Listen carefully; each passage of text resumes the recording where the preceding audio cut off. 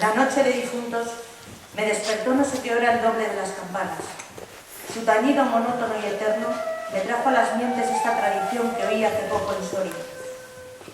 Intenté dormir de nuevo. Imposible.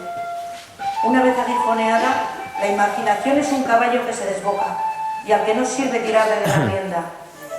Por pasar el rato me decidí a escribirla, como en efecto lo hice. Yo la oí en el mismo lugar en que acaeció, y la he escrito volviendo algunas veces la cabeza con miedo cuando sentía crujir los cristales de mi balcón, estremecidos sin más por el aire frío de la noche. Sea de ello lo que quiera, ahí va, como el caballo de copas.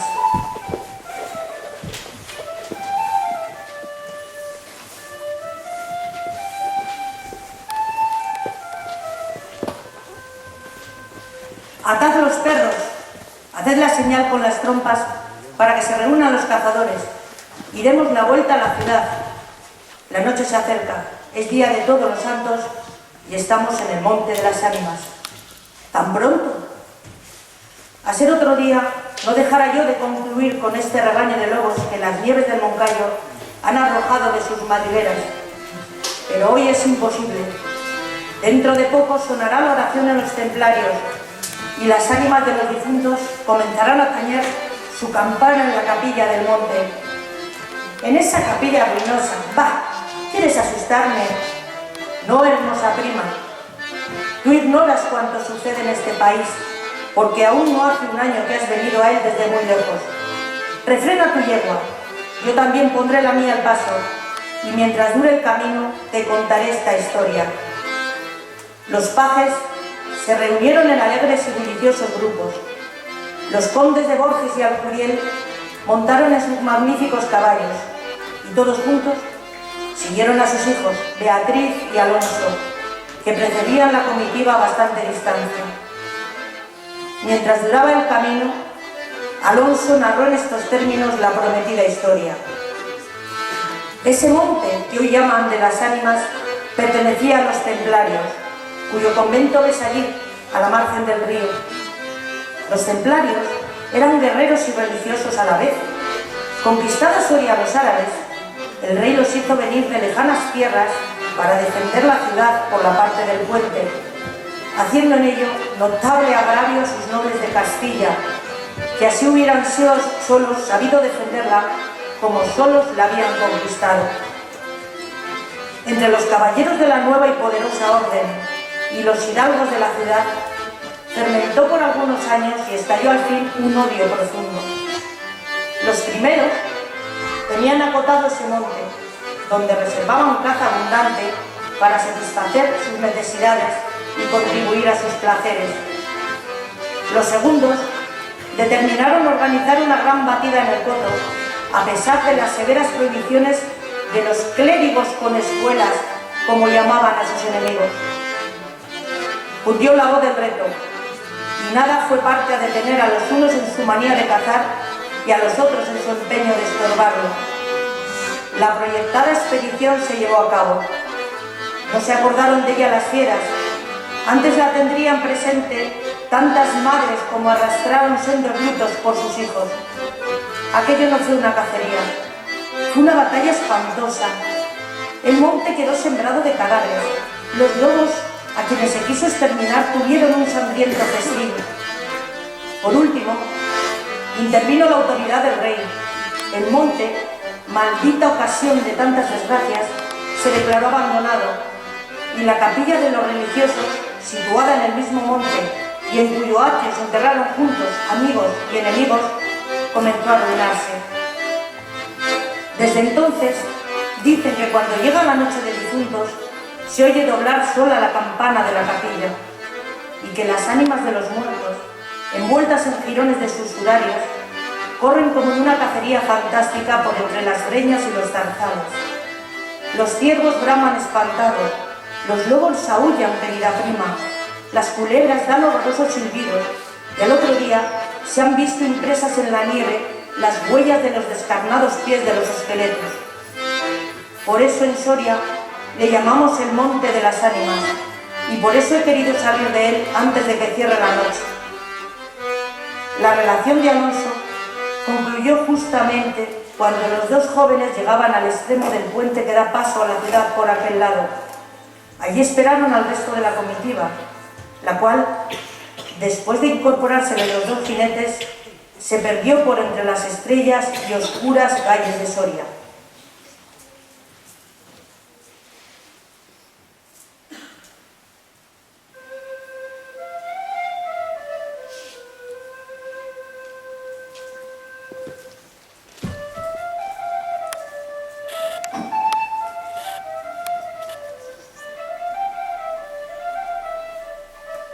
Los servidores acababan de levantar los manteles.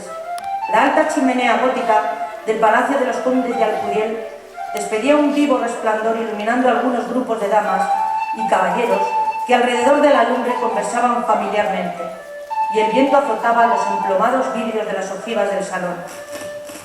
Solas dos personas parecían ajenas a la conversación general: Beatriz y Alonso. Beatriz seguía con los ojos, absorta en un vago pensamiento, los caprichos de la llama.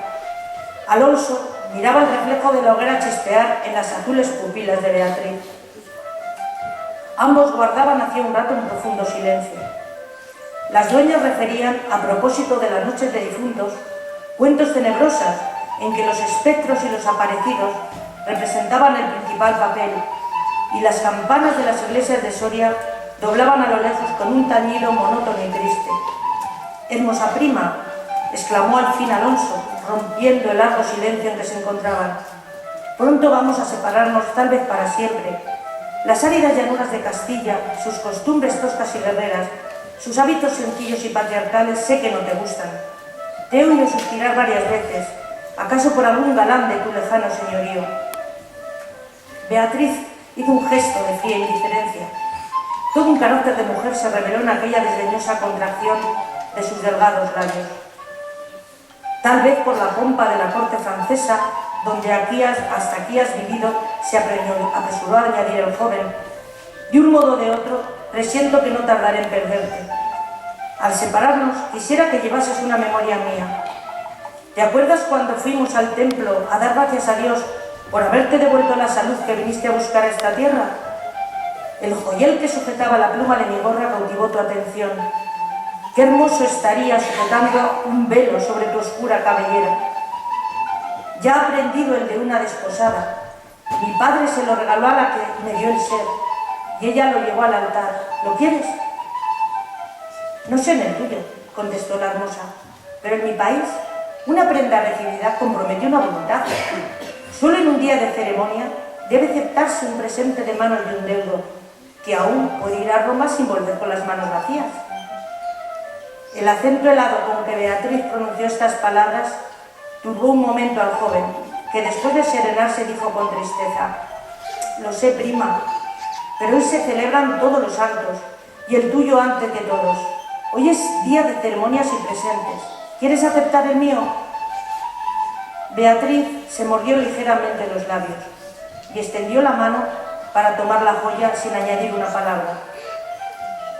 Los dos jóvenes volvieron a quedarse en silencio y volvióse a oír la cascada voz de las viejas que hablaban de brujas y de trasgos, y el zumbido del aire que hacía crujir los vidrios de las ojivas, y el triste monótono doblar de las campanas.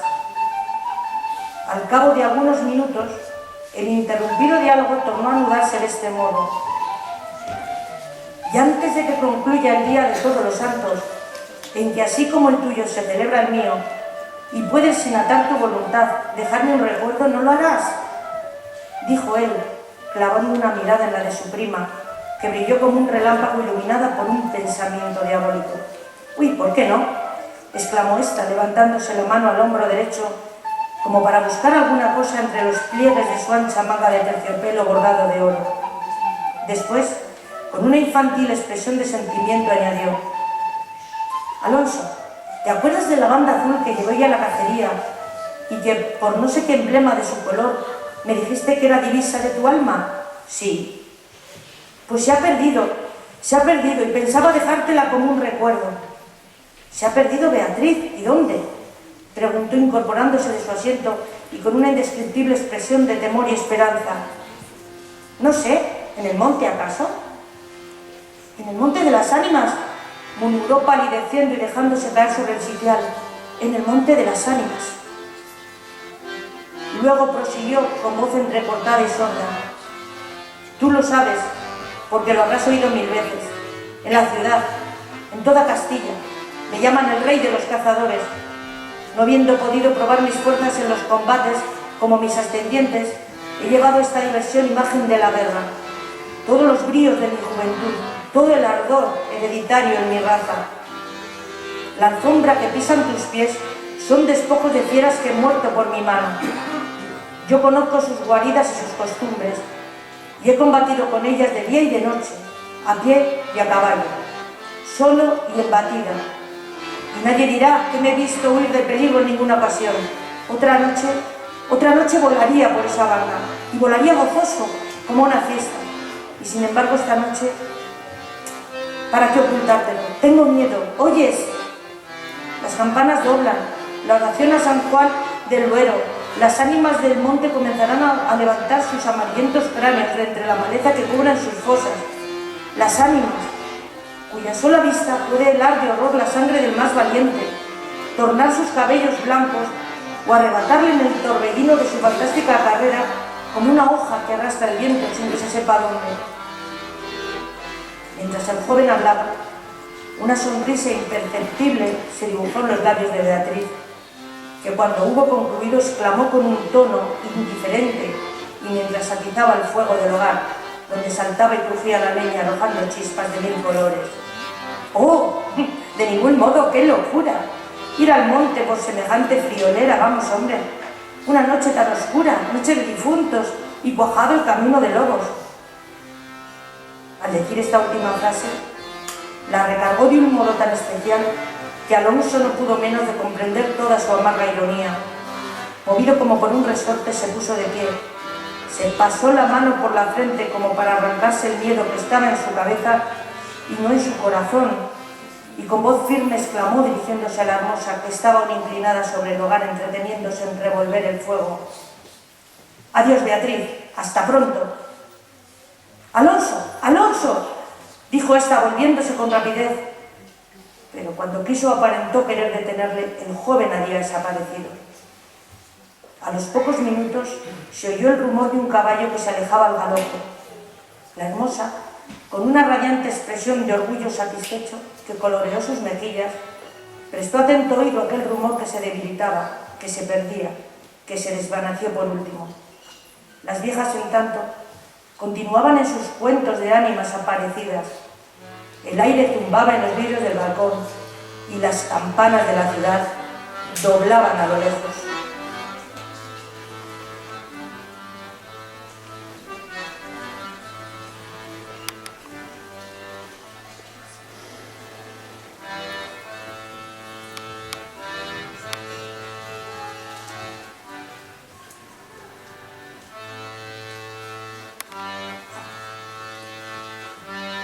Había pasado 1 hora, 2, 3.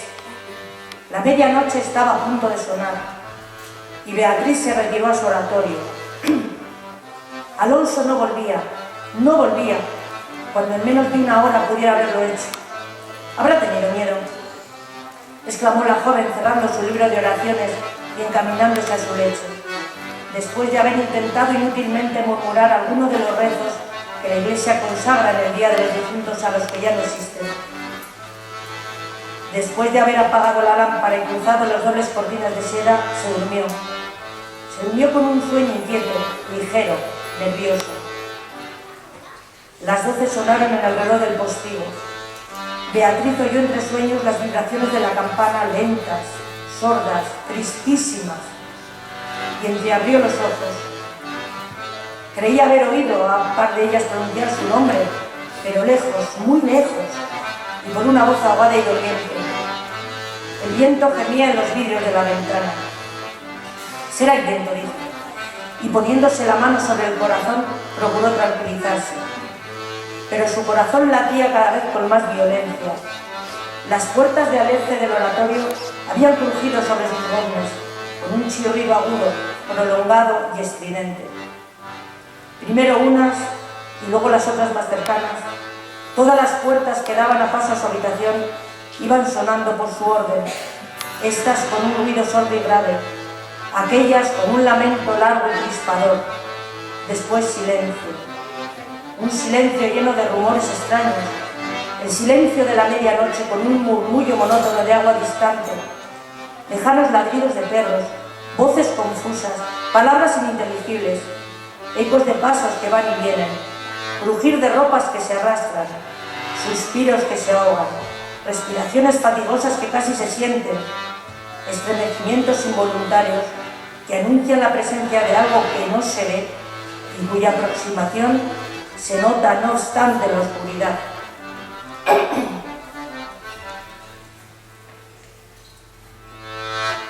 Beatriz, inmóvil, temblorosa, adelantó la cabeza fuera de las cortinillas y escuchó un momento. Oía mil ruidos diversos, se pasaba la mano por la frente, tornaba a escuchar. Nada, silencio. Veía, con esa fosforescencia de la pupila en las crisis nerviosas, como bultos que se movían en todas las direcciones, y cuando dilatándolas las fijaba en un punto, nada, oscuridad, las sombras impenetrables. «Bah», exclamó, volviéndose a recostar su hermosa cabeza sobre la almohada de raso azul del lecho. «¿Soy yo tan miedosa como esas pobres gentes, cuyo corazón palpita de terror bajo una armadura al oír una conseja de aparecidos?» Y cerrando los ojos intentó dormir, pero en vano había hecho un esfuerzo sobre sí misma. Pronto volvió a incorporarse más pálida, más inquieta, más aterrada. Ya no era una ilusión. Las colgaduras de brocado de la puerta habían rozado al separarse y unas pisadas lentas sonaban sobre la alfombra. El rumor de aquellas pisadas era sordo, casi imperceptible, pero continuado, y a su compás se oía crujir una cosa como madera o hueso. Y se acercaban, y se acercaban, y se movió el reclinatorio que estaba a la orilla de su lecho. Beatriz lanzó un grito agudo, y arrebujándose en la ropa que la cubría, escondió la cabeza y contuvo el aliento. El aire azotaba los vidrios del balcón. El agua de la fuente lejana caía y caía con un rumor eterno y monótono. Los ladridos de los perros se dilataban en las ráfagas del aire y las campanas de la ciudad de Soria, unas cerca, otras distantes, doblan tristemente por las ánimas de los difuntos. Así pasó una hora, dos, la noche, un siglo, porque la noche aquella parecía eterna a Beatriz. Al fin despuntó la aurora, vuelta de su temor. Entreabrió los ojos a los primeros rayos de luz. Después de una noche de insomnio y de terrores, ¿es tan hermosa la luz clara y blanca del día?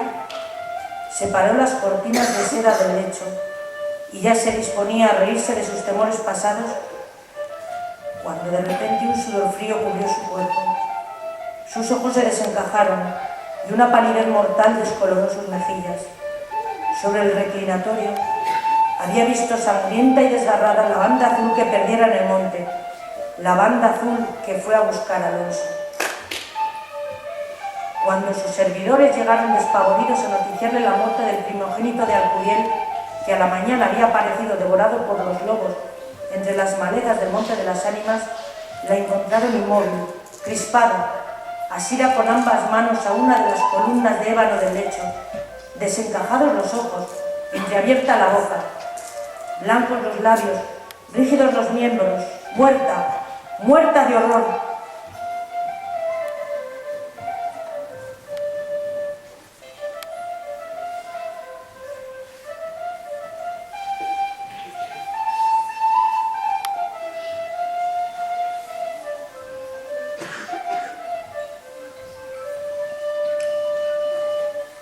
Dicen que después de acaecido este suceso, un cazador extraviado que pasó la noche de difuntos sin poder salir del Monte de las Ánimas y que al otro día, antes de morir, pudo contar lo que viera, refirió cosas horribles. Entre otras, asegura que vio a los esqueletos de los antiguos templarios y de los nobles de Soria, enterrados en el atrio de la capilla, levantarse al punto de la oración con un estrépito horrible, y caballeros sobre osamentas de corceles perseguir como una fiera a una mujer hermosa, pálida y desmelenada, que con los pies desnudos y sangrientos y arrojando gritos de dolor, daba vueltas alrededor de la tumba de Alonso.